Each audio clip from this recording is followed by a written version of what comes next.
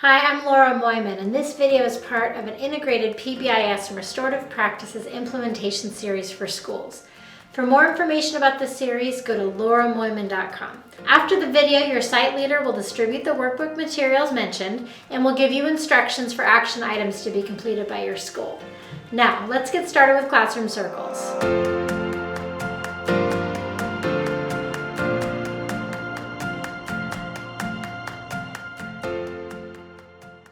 In this session, we'll talk about how to facilitate a classroom circle. I'll start by explaining what the classroom circle is, and then we'll discuss why they're important. Finally, you'll learn how to facilitate a classroom circle, from quickly transitioning students to and from the circle to how to decide what to do and what to talk about.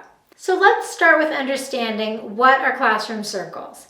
Classroom circles are the foundation of restorative practices. And restorative practices are a set of skills for building community and for responding to challenging behavior in schools. Using circles for meeting and discussing issues has evolved in nearly every culture and probably started by sitting around a fire. In schools, it's been called community circles, restorative circles, or Socratic circles. The class sits in a circle where they can see each other, and then they take turns speaking about a topic. Maybe they're building community. Maybe there's a problem and they're expressing emotions and solving conflict, or maybe the teacher's just using the circle to deliver academic instruction in a really engaging way. In a circle, everyone has an opportunity to contribute, and then power is shared. A circle can be as short as 10 minutes or as long as the whole class period. It just depends on the purpose of the circle and the needs of the community. In your support materials, I've included several video links for you to watch real circles in action at both the elementary and the secondary level, so you can have an idea of what a classroom circle looks like. All of us are hardwired to connect with others. In the same way that we need food and shelter, even more so people need deep and meaningful relationships. So think about Maslow's hierarchy of human needs. All day long, teachers are asked to meet the self-actualization needs of students so they meet their full potential, so that they can collaborate, so they can be creative, but so many underlying needs aren't met. Students really need to have their basic physiological needs met, like food, shelter, water, so that they can learn. And then they also need to have safety needs met. Students need to feel physically and emotionally safe. And then they have belonging needs. And this is where classroom circles come in. They create community in your classroom, and then they help students to understand and even care about how their behavior impacts people around them. The sense of belonging that's going to develop by having regular classroom circles in your class will also reduce problem behavior.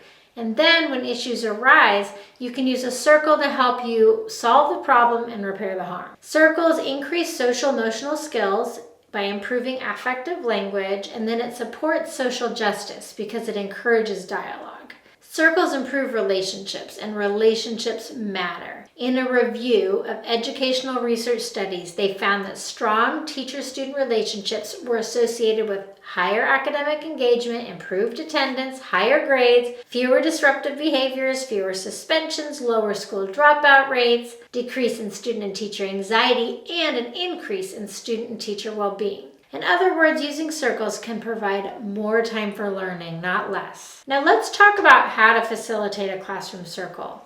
Like trying anything new in the classroom, it can feel a little awkward for teachers to try their first classroom circle. The truth is, there's some guidelines, but there's not a single right way. But I understand that when you're unsure, sometimes a structured script can help, so I've included a circle planning worksheet in the support materials to get you started. The role of the teacher in the circle is that of an equal community member. Teachers usually facilitate the circle, and they're called the circle keeper, ensuring that everyone takes responsibility for making the circle a welcoming, safe place. Before holding a circle, consider the physical space you have in your room. You really want to avoid having any kind of furniture in the center.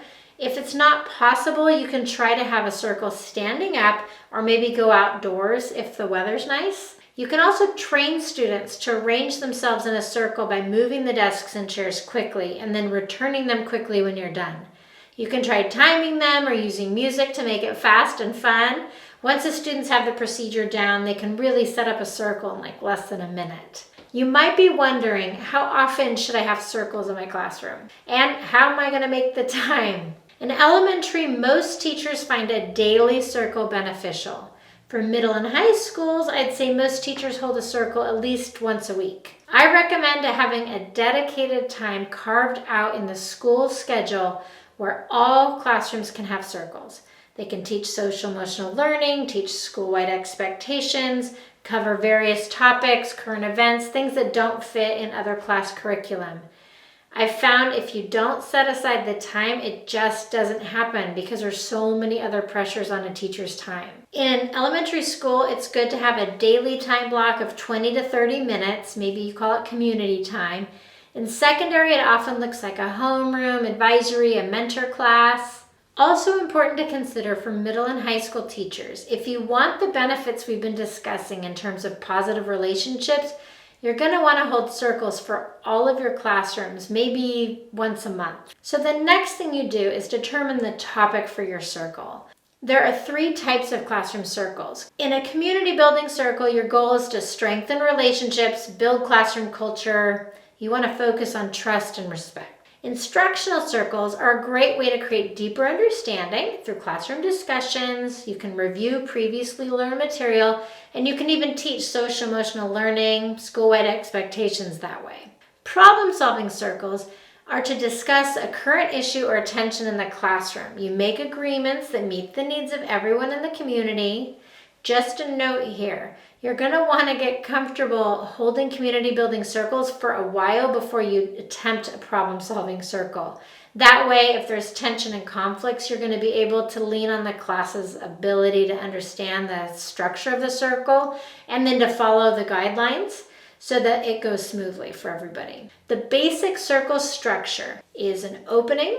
Here's where you need to state the purpose of the circle to the students. For example, we're sitting in a circle to say goodbye to our classmate, or today we're going to discuss the book we've been reading, or maybe today we're in a circle to discuss an issue that's come up regarding bullying in the classroom. Then you have guidelines. That's setting expectations, and it's a central part of creating a safe and respectful community. In a PBIS classroom, we'd simply be calling it establishing expectations. In restorative classroom, we're going to call it fair process, because everyone in the class participates in generating the rules and guidelines about how are we going to treat each other in the circle to make sure everyone feels safe. For example, most kids are going to want people to listen and not make fun of each other. Maybe they're going to want to be assured of confidentiality. Anything said in the group won't go any further. Once you've established your circle guidelines, you will all hold each other accountable because it's going to directly impact the success of the circle. Some examples of guidelines that many classrooms use are respect the talking piece. When you have the talking piece, it's your turn to share. When you don't, it's your turn to listen. Speak from the heart. Share what's true for you and speak for yourself. We don't speak for other people. We don't assume other people's feelings or experiences. And then this is going to help you with gossip and unhelpful comments like, everyone thinks. And then listen from the heart. Hold back on assumptions. Try not to judge others. Listen fully. Trust you'll know what to say. No need to rehearse. You want to stay mentally present. If you find you're rehearsing what you want to say on your turn, just remind yourself to bring your attention back to the person speaking. Say just enough without feeling rushed. So this is a share the air kind of expectation or guideline. We need to make sure everyone has a chance to speak. And then confidentiality. This keeps students from going home and telling their parents, Jenny's mom is in jail. Especially for teens, this may be a guideline that they really want to have, so explore it with them. Then it's good to ask, are there any other guidelines you'd like to add? And then pass the talking piece around the circle and chart any other guidelines.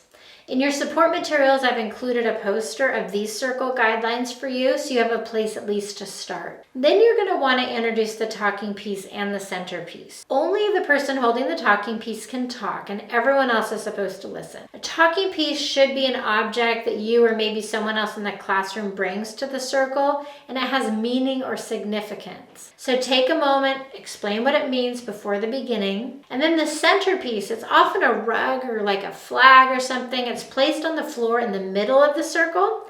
It's like the talking piece. It's great if it has significance to you, the students, or maybe the school. A centerpiece gives the circle a heart. something to look at, and it tells a story. Then you do a check-in. During the quick check-in portion, you really just want to get everyone's voice in the room. You want to get a read on how everyone's feeling. Maybe you can ask, if your feeling was a weather pattern, what would it be? Or on a scale of 1 to 5, 1 being terrible, 5 being amazing, show me on your hand how you're feeling today. And then you always want to go around the circle in order. It can go left or it can go right. But that lowers anxiety. It's very orderly and sequential. If you start popcorning students out, they start to think about what they want to say next and they stop listening. Also, some kids will talk more than others. So if you want to brainstorm ideas, just tell the students you're going to suspend the talking piece and then allow rapid firing of ideas for a short period of time. I've included a long list of check-in questions for you in the support materials, so feel free to use those. Then you can do an icebreaker. This is really optional. Sometimes you don't have time for this, but it is a good idea at the beginning of the year to start by playing icebreaker games. It gets a lot of buy-in from the students, and then it makes them invested in making the circles work. One great icebreaker is where the wind blows. The teacher says the wind blows for everyone who, and then says some sort of characteristics like people wearing white socks, or people that speak more than one language, or people with more than 2 siblings. And then if that characteristic fits, the student must get up and switch seats. Discussion rounds comes next. This is the work of the circle. Here you discuss the topic that you chose. So when planning a community building circle, consider low risk versus high risk questions. At the beginning of the school year, or maybe if circles are new to your class, you're going to want to start with low risk questions like what's your favorite song, or who's your favorite YouTuber or influencer. This is not the time to ask for everyone's most embarrassing moment, darkest secret, or worst memory. Later, you can discuss more serious subjects. You can ask moderate or high-risk questions as you build more trust in the class. A medium-risk question might be, what's something you value about yourself and why? And a high-risk question might be, I feel alone when, or I feel scared when, or I feel angry when. A surprising high-risk question could be, how was your weekend? Or describe a childhood memory. So again, there's lots of ideas for questions, and they're included in the support materials. Instructional circles are a great strategy to teach a lesson with high level of student engagement. It's perfect for teaching social emotional skills, your school-wide expectations, things where kids have a lot of opinions. It's also a great way to review previously learned content. You could say, everyone say one thing they remember about fractions. It's a great way to generate discussion like, the main character in the book we're reading is like me when, or name a disadvantage of capitalism. A problem-solving circle focuses on a conflict or tension that's impacting the classroom community. For example, you have a few complaints of students making racist comments, or students are repeatedly disrupting class. Here you're going to ask questions like, how have you been affected by this situation? What change would you like to see in the classroom, and what can you do to promote that change? Then as a class, you make some agreements for how you want to move forward. And then you have a checkout. Ask students to express how they're feeling as the circle is about to end. You want to get a read on the room. Is anyone upset? Do they all seem calm and ready to move back to learning? So an example of a checkout might be, share one thing you most appreciated about the circle today. The closing marks the end of the special time for students, so they're able to transition back to the normal classroom and the learning environment. It's also a good time to acknowledge the work that was done in the circle. Some classrooms have a chant, some a special foot stomp or a hand clap routine. Others vary their closing activities between deep breathing, maybe they read a quote, or even doing a silly high five game. To make planning easier, I've included a circle planning worksheet and guide for you because even though there's no right way, it's always nice to have a template to get you started. By using circles, classrooms will have more positive relationships, kids will feel a sense of belonging, and learning will deepen.